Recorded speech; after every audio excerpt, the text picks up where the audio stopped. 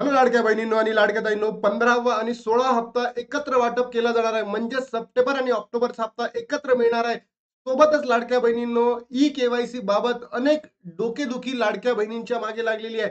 सरकारने जरी ई-केवायसी करायला सांगितलं, ई-केवायसी सुरू करून ऑलमोस्ट 15 दिवस झालेले आहे. आजचा 2 ऑक्टोबर लाडक्या बहिणींनो, तरी सुद्धा जी सरकारची वेबसाईट आहे, Ladki Bahin dot Maharashtra dot gov.in, ही वेबसाईट व्यवस्थित चालत नाहीये. कधी बंद राहते तर कधी सुरू होते. सोबतच ओ-टी-पी सुद्धा येत नाही. त्याचबरोबर काही लाडक्या बहिणींना सेकंड ओ-टी-पी सुद्धा येऊ शकत नाही. ग्रामीण भागात लाडक्या बहिणींना ई-केवायसीसाठी चकरा माराव्या लागत आहे. त्यांना मोबाईलचा वापर करता येत नाही म्हणून त्यांना शहराच्या भागामध्ये जावं लागतं. याच्यामध्ये त्यांचा वेळही जातोय आणि पैसाही जात आहे. सोबतच लाडक्या बहिणींनो, सरकारचा नवीन मोठा निर्णय आलेला आहे. पती आणि वडिलांची पडताळणी आता कंपल्सरी केलेली आहे. तर माझं सरकारला एवढंच म्हणणं आहे, की तुम्ही बाबा जे करायचं ते करायला करून घ्या. पण पहिले साहित्य बरोबर करा. जसं तुम्ही ऐकलं असेल Meesho, बरोबर? जिथे ऑनलाईन शॉपिंग करतो. Flipkart, Amazon, इथे तर हजारो, लाखो लोकं ॲट अ टाईम करतात. आता जर बिग बिलियन डे झाला, त्यांचीच वेबसाईट का बंद पडत नाही? हे जर बघितलं लाडक्या बहीण योजनेचं जे हेड ऑफिस आहे, हे पुण्यामध्ये आहे आणि पुणे म्हणजे आय-टी हब आहे. तर आय-टी हब असून एखाद्या प्रायव्हेट कंपनीला दिलं, तर असा लाडक्या बहिणींना या प्रॉब्लेमला दूर जाता येईल. हे प्रॉब्लेम्स लाडक्या बहिणींच्या समोर येणार नाही. जेणेकरून लाडक्या बहिणींची ई-केवायसी पूर्ण होणार आहे. या प्रत्येक प्रश्नाला या ठिकाणी आपण उत्तर देणार आहे. बघा लाडक्या बहिणींनो, ही आहे Ladki Bahin dot government dot in, he website आहे. याच वेबसाईटला जायचं. बघा, हीच वेबसाईट आहे. याची लिंक मी डिस्क्रिप्शन बॉक्समध्ये सुद्धा दिली आहे. दुसऱ्या ह्याच्यातून ई-केवायसी करायची नाही.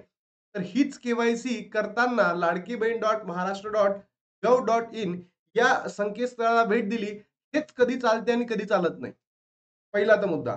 दुसरा मुद्दा आहे, की ओ-टी-पीच येत नाही. बरोबर? ओ-टी-पी येत नाही. काय होतं, जेव्हा लाडकी बहीण आपला आधार क्रमांक या ठिकाणी टाकते, हा जो दिलेला कॅप्चा कोड टाकते आणि इथे मी सहमत असल्यावर ओ-टी-पी पाठवा यावर टिक करते. तर तिथे कधी-मध्ये असा ऑप्शन येते, अनएबल टू सेंड ओ-टी-पी. बघा, असा मेसेज आला तर लाडक्या बहिणी तुम्ही समजून घ्या, की तुम्ही पात्र आहेत. बरोबर? थोडीशी साईट बिझी आहे म्हणून म्हणू शकतो, की आपण थोड्या वेळाने करून बघू. पण काही लाडक्या बहिणींना मेसेज येतच नाही. बरोबर? मेसेज येत नाही. आला तरी तो 10-15 मिनिटानंतर येतो. 10-15 मिनिट थांबल्यानंतर तो ओ-टी-पी येतो आणि त्याच्यामध्ये 10-15 मिनिटामध्ये आपण काय करतो, 1-2दा करून पाहतो. मग पहिला ओ-टी-पी आला, त्याला टाकतो, तो ओ-टी-पी नाही म्हणते. दुसरा टाकला, तोही नाही म्हणते, कारण की 10-15 मिनिटाचा वेळ घेऊन गेला. सोबतच काय होतं, काही लाडक्या बहिणींना ओ-टी-पी येतो. काही लाडक्या बहिणींना ओ-टी-पी येतो. पण ओ-टी-पी आल्यानंतर इथे ओ-टी-पी टाकायला ते बॉक्सेस येत नाही. 6 बॉक्सेस. मग हा किती मोठा प्रॉब्लेम आहे. सरकारने महाराष्ट्रामध्ये 2 महिने भलेही दिले आहेत, पण अजूनही करोडो बहिणींची ई-केवायसी बाकी आहे. बरोबर? हा पहिला मुद्दा झाला. दुसरा मुद्दा, की काही लाडक्या बहिणींना आहे, पहिला ओ-टी-पी आला, बाबा 10-15 मिनिटं मी माझे एक कलीग आहे, त्या कलीगचा फॉर्म भरायचा होता. ते काय केलं, रात्री 1:30 वाजता भरायला सुरुवात केली, 1:30 वाजता. बरोबर? पहिलाच ओ-टी-पी आला अल्मोस्ट 2 वाजता. पहिलाच ओ-टी-पी. रात्री 2 वाजता, म्हणजे विचार करा, की रात्री 2 वाजता किती लाडक्या बहिणी भरत असेल. म्हणून मी माझ्या लाडक्या बहिणींना म्हणतो, की थोडासा थांबा. काहीच घाई करू नका. 2 महिन्याचा कालावधी मिळणार. पण सरकारला आपण ही मागणी करतोय, की बाबा ही जी वेबसाईट आहे, योग्य पद्धतीने चालू करा. लाडकी बहीण जो सेकंड ओ-टी-पी आहे, तो सुद्धा येऊ शकत नाही. तिथे आपण वडील आहे किंवा पती आहे यांचा आधार क्रमांक टाकतो, कॅप्चा टाकतो आणि मी सहमत आहे वर टिक करतो. इथे सुद्धा ओ-टी-पी येत नाही. हाच प्रॉब्लेम. सोबतच अजून या ह्याच्यामध्ये प्रॉब्लेम आहे सेकंड ओ-टी-पीमध्ये, की आता म्हणताय, की वडिलांची किंवा हसबंडची ई-केवायसी करा. 100% करतील लाडक्या बहिणी.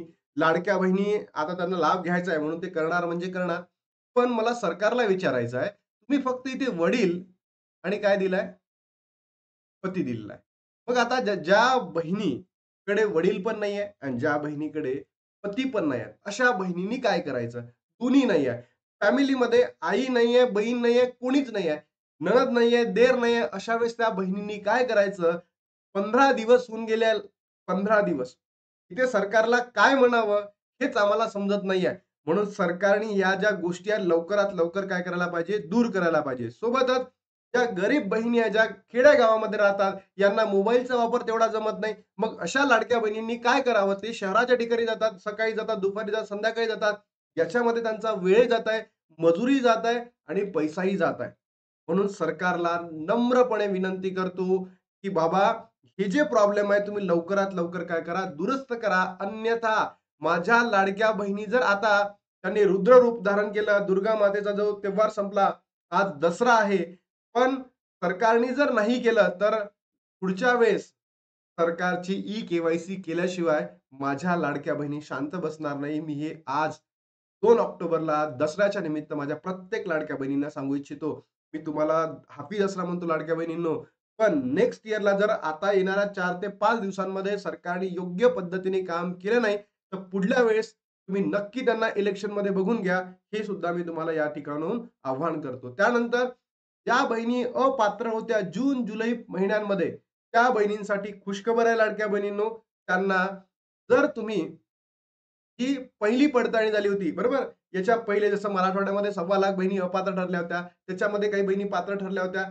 तर त्या बहिणींना ₹4,500 आणि ₹7,500 दिले जाणार का? याचं उत्तर आहे येस. तर ज्या बहिणी जून, जुलै, ऑगस्टमध्ये अपात्र ठरल्या, सप्टेंबर आणि ऑक्टोबर म्हणजे असे 5 महिन्याचे किती ₹7,500. ज्या बहिणी जुलैपासून ठरल्या त्यांना ₹6,000. ज्या बहिणी ऑगस्टपासून ठरल्या त्यांना ₹4,500 आणि ज्या बहिणी ऑगस्टमध्ये हप्ता मिळाला त्या बहिणी म्हणजे कोणत्या बहिणी? ऑगस्टचा हप्ता 14 हप्ता मिळाला त्यांना ₹3,000. तर मला कमेंट बॉक्समध्ये सांगा लाडक्या बहिणींनो, तुम्ही कधीपासून अपात्र ठरल्या? तुमचं नाव आणि तुमचा जिल्हा कमेंट बॉक्समध्ये सांगा. म्हणजे आपल्याकडे एक नंबर येईल आणि हेच नंबर आता आपल्याला सरकारला दाखवायचा आणि सरकार देणार म्हणजे देणार. म्हणून लाडक्या बहिणींनो, मी तुम्हाला नेहमी म्हणत असतो, की तुम्ही अपात्र ठरल्या कोणत्या महिन्यापासून तर तुम्ही कमेंट बॉक्समध्ये सांगा. जर तुम्हाला लाडक्या बहिणींनो तुम्ही 14 हप्ता भेटला, तुम्ही ते सुद्धा कमेंट बॉक्समध्ये सांगा. बरोबर? मग आता काही बहिणींचा प्रश्न होता, की "दादा, आम्हाला हा फॉर्म कसा भरायचा किंवा ई-के-वाय-सी कशी करायची? एक थोडीशी माहिती द्याल का?" बघा, काहीच नाही करायचं लाडक्या बहिणींनो. तुम्ही सरळ सांगतो, रात्रीच्या वेळेला एकदा करून बघा.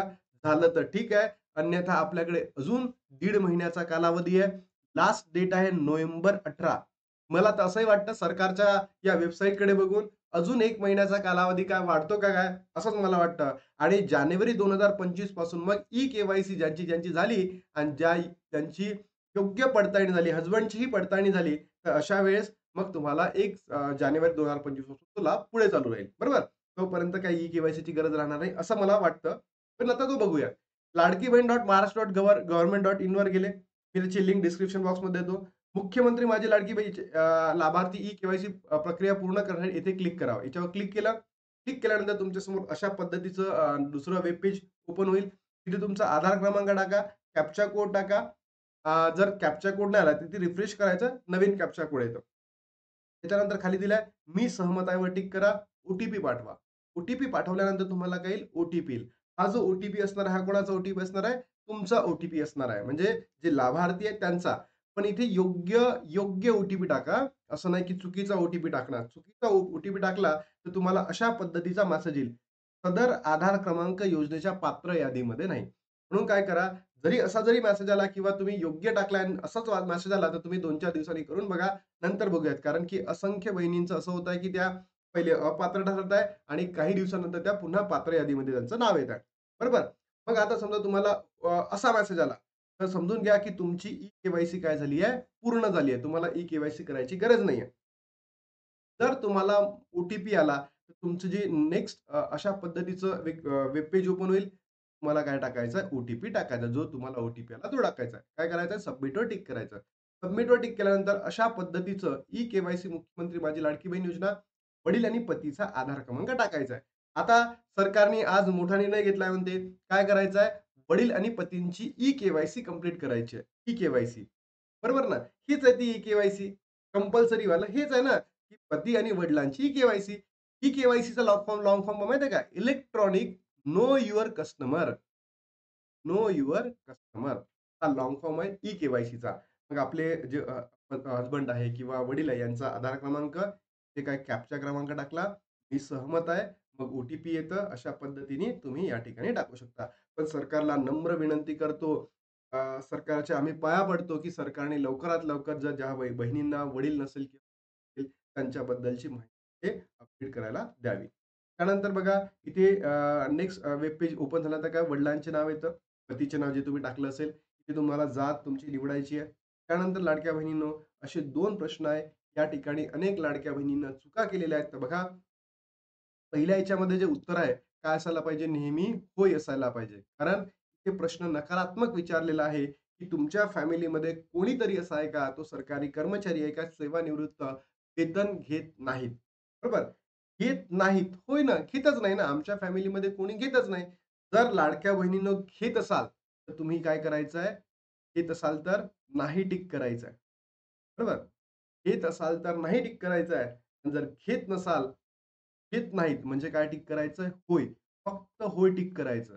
तर आता तुम्ही जर बघितलं असेल ज्या सरकारी कर्मचारी होत्या 8,000 बहिणी त्यांच्याकडनं पैसा वसुली होत आहे. म्हणून चुकीची इन्फॉर्मेशन देऊ नका.